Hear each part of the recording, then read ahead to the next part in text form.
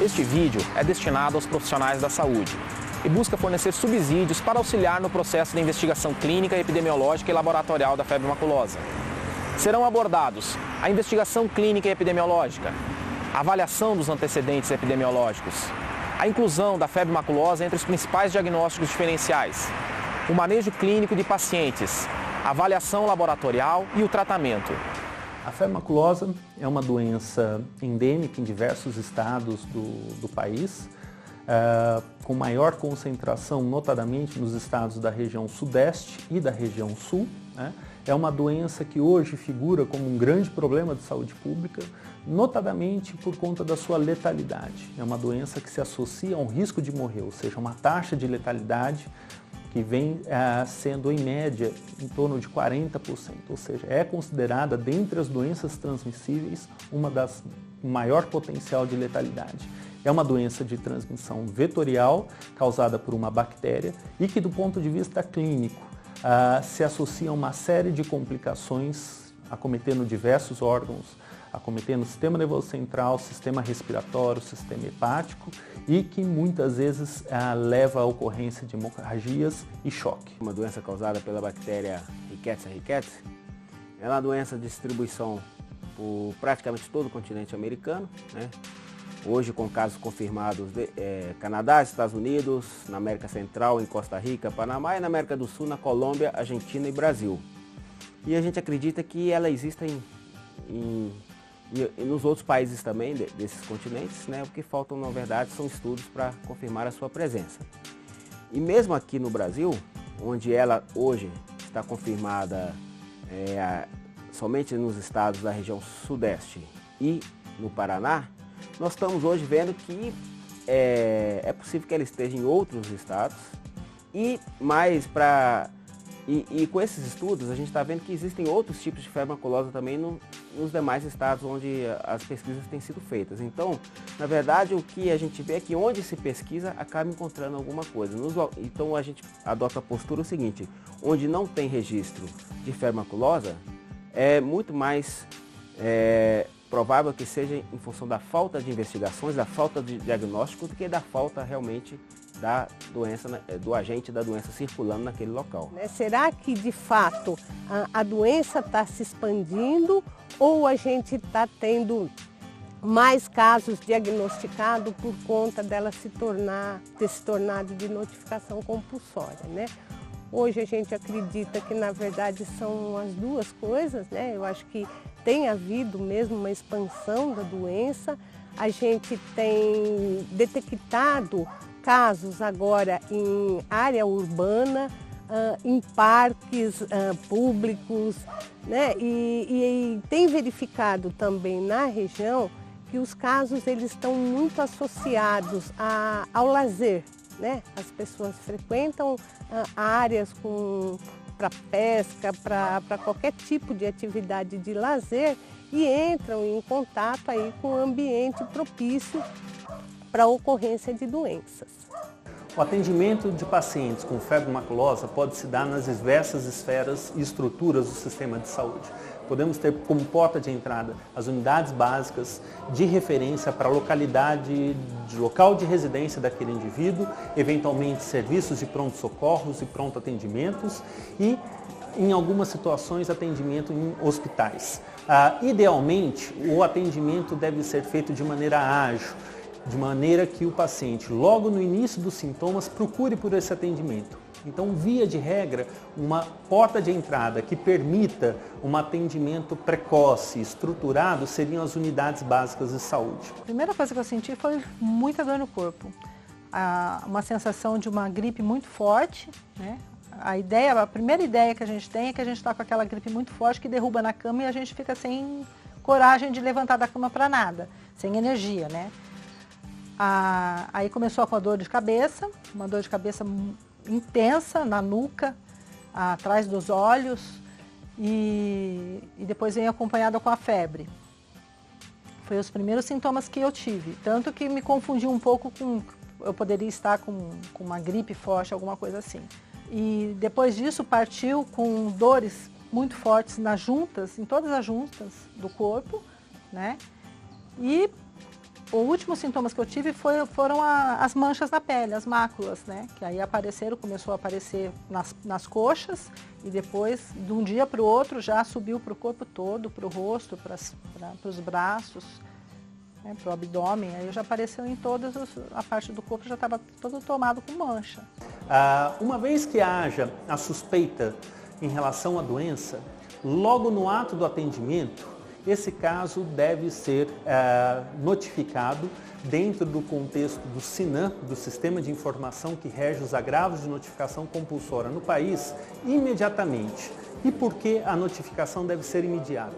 Por vários motivos. Há uma necessidade de identificar aquele indivíduo como um caso suspeito, de qualificar o local provável de infecção, de forma que medidas de controle ambiental possam ser desencadeadas, de se saber os momentos em que foram colhidos materiais biológicos para a confirmação do diagnóstico. Então, a notificação ela tem um papel imprescindível no sentido de permitir, né, que nós tenhamos consciência de que existe um caso suspeito de uma dada doença em um dado local e que as ações de vigilância e investigação ambulatorial possam ocorrer de maneira satisfatória. Doenças outras que podem ocorrer com uma incidência muito maior, uma distribuição maior, né? E que apresentam um quadro clínico semelhante à febre maculosa. Então, quando nós falamos que na febre maculosa, febre, a cefaleia, a mialgia, a artralgia e a prostração são os elementos clínicos, os sinais e sintomas clínicos mais frequentes, nós poderíamos levar esses sinais e sintomas para uma série de outras doenças, como dengue, como leptospirose. A grande questão é contextualizar esses sinais e sintomas frente a um risco de exposição, ou seja, os sinais e sintomas, sim, eles ocorrem na febre maculosa e podem ocorrer em outras doenças, mas para o clínico, suspeitar precocemente, é muito importante associar esse quadro clínico aos antecedentes epidemiológicos daquele paciente que está sendo investigado, ou seja, saber quais são as situações potencialmente de risco para infecção pela doença, ou seja, se frequentou áreas com vegetação, áreas propícias à ocorrência do carrapato, se frequentou áreas onde haja a presença dos hospedeiros vertebrados desse carrapato, ou seja, cavalos e capivaras, se frequentou áreas próximo a coleções hídricas e, obviamente, se esse indivíduo se expôs ou não a carrapato. Se frente a uma resposta de que não se expôs ao carrapato, esse não é um critério de exclusão da doença, ou seja, muitas vezes a picada pode passar despercebida, né? E nesse sentido, ter frequentado áreas de risco para exposição a carrapato tem a mesma consistência, o mesmo valor para que a gente possa utilizar, né, como elemento de suspeita da doença. E é muito importante que conseguimos informações do paciente ou dos familiares sobre o local onde ele reside, onde ele esteve, pelo menos no último mês, porque são os antecedentes epidemiológicos do paciente que nos permite pensar no diagnóstico de febre maculosa brasileira. E como que esses pacientes chegam ao hospital? Muitas vezes esses pacientes já tiveram várias vezes numa unidade básica de saúde com diagnóstico de uma febre, uma dor no corpo, às vezes um exantema, e não se atenta que esse paciente vem de uma região sabidamente, historicamente conhecida de transmissão da febre maculosa brasileira. E se não nos atentarmos a esse antecedente, da onde ele vive, se ele teve contato com animais, se ele teve contato com carrapatos, nós não vamos nesse primeiro momento pensar em febre maculosa brasileira, não vamos intervir medicamentosamente e esse paciente pode evoluir para uma forma grave da doença, muitas vezes chegando já em fase avançada ao nosso hospital, e isso contribui com a letalidade da doença. Em relação à suspeita, ao manejo da febre maculosa, existem algumas pistas, alguns elementos que devem ser fortemente considerados. Em relação ao quadro clínico, não é infrequente deixar de suspeitar em relação a essa doença, a esse agravo, pelo fato de não haver a presença de exantema. Ele deve ser procurado minuciosamente, deve ser procurado nas extremidades, na palma das mãos, na palma dos pés, nos tornozelos, nos punhos. O exantema ele tende a surgir mais tardiamente na evolução, entre o 3º e 5º dia. Então, a ausência do exantema não descarta a suspeita de febre maculosa e deve ser minuciosamente procurado. O exantema pode passar despercebido também em indivíduos da raça negra, que muitas vezes, pela pigmentação da pele, acabam dificultando uma visualização facilitada da presença do eritema, do exantema. Um outro elemento extremamente importante, né, em relação à febre maculosa, que nós já mencionamos anteriormente, mas deve ser ratificado. O tratamento deve ser feito na suspeita, não se aguarda diagnóstico laboratorial confirmatório para que a decisão de se tratar ocorra. Aí foi que do posto me ligaram. Aí o médico falou para mim que poderia ser uma febre, suspeita de febre maculosa. Fizeram os exames, já entraram com medicamento e após a medicação ele já teve uma melhora boa. A confirmação laboratorial da febre maculosa pode se dar através da utilização de diferentes técnicas laboratoriais. A mais corriqueiramente utilizada é a sorologia através da técnica de imunofluorescência indireta. Essa é uma técnica que consiste na coleta de 2 amostras de soro do paciente, uma primeira amostra da fase aguda, colhida logo na suspeita, e uma segunda amostra colhida na fase de convalescência, na fase de cura. A confirmação laboratorial se dá através da análise de ambas as amostras em paralelo, e a confirmação, ou seja, um teste considerado reagente, consiste na comparação entre os títulos detectados de anticorpos na fase aguda, da primeira amostra, e na fase de convalescência, a segunda amostra. No caso de haver a ascensão do título de anticorpos, né, com um nível 4 vezes maior na segunda amostra ou mais, quando comparadas à primeira amostra, essa consiste, na realidade, no resultado positivo. Após a realização da reação de imunofluorescência, nós trazemos a lâmina para ser analisada no microscópio de fluorescência em sala escura. Aqui eu já estou vendo a amostra positiva, onde nós podemos visualizar as riquétsias no formato cocobacilar, na coloração verde brilhante, verde maçã brilhante. Ela é predominantemente intracelular, mas nós vemos algumas soltinhas porque ela rompeu a célula durante o processamento. Aqui é uma lâmina de sorologia, então o antígeno foi preparado, impregnado na lâmina para ser feita a reação. Então a gente às vezes encontra ela não intracelular. Em casos de óbito, uma única amostra pode ser analisada e nesse cenário a amostra é testada para titulação de anticorpos da classe IgM e IgG. Títulos de IgM detectáveis acima de 64 são considerados títulos positivos.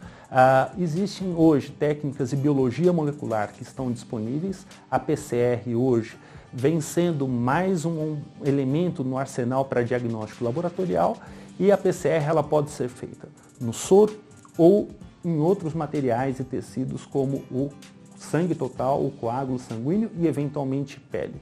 No Adolfo Lutz, o material de eleição é o soro. É o soro que veio para a sorologia, ele também é encaminhado para fazer o PCR em tempo real. Também nós recebemos sangue pós-mortem do serviço de verificação de óbito quando é necessário. Existem outras técnicas laboratoriais que podem ser utilizadas, técnicas mais específicas que exigem um grau de sofisticação e um cuidado com a amostra mais adequados, mais apropriados. Um deles é o isolamento de riquétsias, ou seja, a coleta de material biológico, seja do sangue, através do coágulo sanguíneo ou de fragmentos de pele que são inoculados em culturas de células, tentando reproduzir o ciclo biológico daquela bactéria, ou seja, você tenta cultivar, isolar as riquétsias em meio de cultura.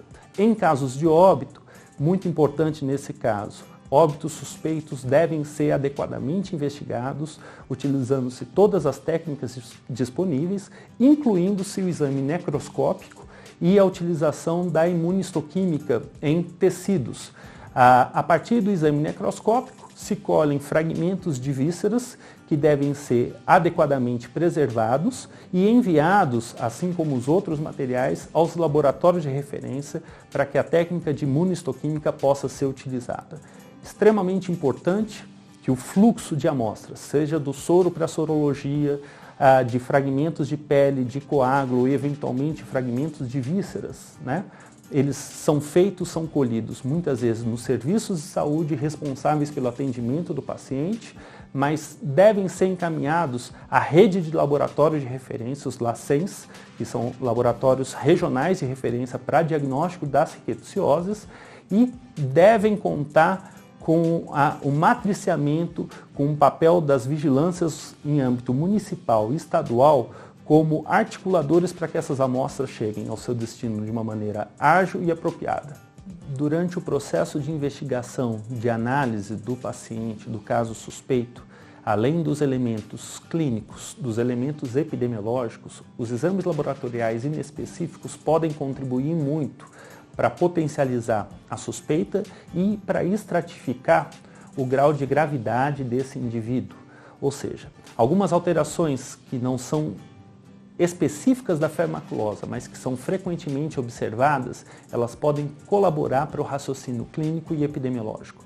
Do ponto de vista de alterações hematológicas do hemograma, nós temos um padrão de contagem de leucócitos que varia de normal a eventualmente diminuído, então o número de leucócitos não se vê aumentado, mais frequentemente ele está dentro da sua normalidade.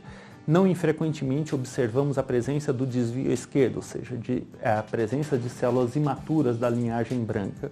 A presença da plaquetopenia, ela está presente notadamente a partir do 3º dia de evolução e nós, via de regra, não encontramos alterações significativas na série vermelha, ou seja, não encontramos alterações significativas, seja na dosagem da hemoglobina, quanto na quantificação do hematócrito. Outros exames que podem apresentar alguma utilidade no processo de raciocínio clínico e de estratificação da gravidade é a dosagem de transaminases séricas, que via de regra se encontra elevada, tanto às custas das transaminases AST ou TGO ou da LT ou TGP. Dosagem de enzimas musculares, da CK, ela geralmente está elevada, a creatinoquinase se encontra elevada, e os excretas renais, ureia e creatinina, podem estar elevados, sugerindo aí uma lesão renal e já apontando ali sinais de gravidade. Febre maculosa é uma doença passível de tratamento. Para muitos, ainda existe a ideia de que ela é tratada única e exclusivamente no ambiente hospitalar. Esse é um engano. Nosso objetivo é detectar precocemente os casos clínicos num período que haja uma estabilidade clínica e que permite, nessas condições, tratar o paciente ambulatorialmente. É uma doença que deve ser tratada com antibiótico terapia específica. No caso do Brasil, nós temos 2 antimicrobianos, que é a doxiciclina e o cloranfenicol, drogas que constam no arsenal no âmbito SUS, gratuitamente e que podem ser oferecidos ao paciente. Nos últimos anos, entretanto, vimos observando um perfil clínico das rickettsioses que distinguem muito daquilo que se conhecia até então. Doença mais branda, muitas vezes caracterizada por febre, exantema, presença de linfadenopatia e, eventualmente, manchas no corpo, nos locais onde houve a picada do carrapato, chamadas escaras de inoculação. Muito provavelmente, nessas situações, estamos sim diante de uma nova rickettsia, de uma nova rickettsiose, com uma evolução mais branda, mas cuja suspeição, a investigação e o tratamento devem ser feitos de uma maneira precoce. Mas é uma doença que está começando seus estudos agora, uma nova febre maculosa, que os estudos ainda são incipientes, e que à medida que a gente tiver mais casos, uma casuística maior, pode ser que a gente venha constatar que ela não seja tão branda assim. Mas o fato é que é uma febre maculosa que está começando a ser estudada, possivelmente a espécie é uma nova cepa de Rickettsia parkeri, que é uma Rickettsia já conhecida na América do Norte, Uruguai, Argentina, que causa uma febre maculosa não letal. Possivelmente é uma cepa dessa nova Rickettsia, dessa Rickettsia parkeri, e por isso a gente associa ela a uma rickettsiose mais branda, que sem letalidade. Daí a importância de conhecer a epidemiologia dessas duas Rickettsias. E a epidemiologia principalmente aí é o vetor, né? Saber é fundamental para o entendimento da febre maculosa, inclusive no diagnóstico, né, nas ações de vigilância ativa a serem tomadas, e é fundamental saber a distribuição desses vetores em cada local. Se você tem ali o amblioma aureolato, se você tem o amblioma ovale, se você tem o amblioma cagenense, é fundamental saber a distribuição desses 3 vetores, porque cada um, no caso aí, amblioma aureolato e amblioma cagenense estão associados a Rickettsia, que é a que mais nos preocupa, né? Mas o amblioma ovale está associado a Rickettsia parker, essa nova cepa de Rickettsia, e que seria a ricketsiose menos não letal.